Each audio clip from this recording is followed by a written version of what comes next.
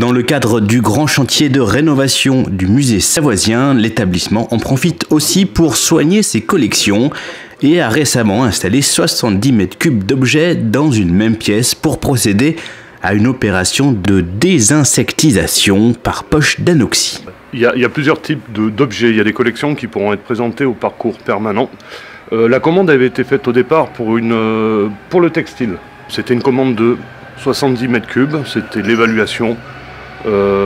Donc l'idée pour nous, c'était de remplir de façon le plus pragmatique les étagères que nous avons installées sur le fond de poche. Mais ensuite, de se dire, si on a de la place, autant mettre d'autres collections.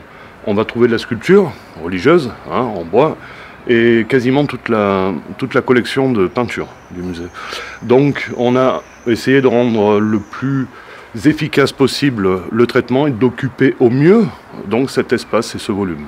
Et une fois les collections rassemblées, elles ont littéralement été placées sous cloche et l'oxygène a été progressivement retiré.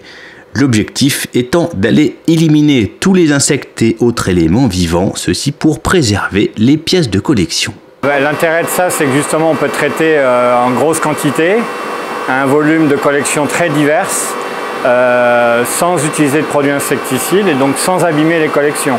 Le traitement là, il permet de traiter, de désinsectiser, donc de tuer les insectes qui peuvent être présents dans les œuvres sans abîmer les collections. C'est une procédure qui a été définie par les anglo-saxons qui permet de dire qu'il faut descendre à moins de 0,3% d'oxygène à l'intérieur de la poche et il faut tenir ce taux d'oxygène pendant 21 jours. Pourquoi? Parce qu'il y a certaines laves d'insectes connues dans les musées qui tiennent plus d'une semaine à 0,3% d'oxygène.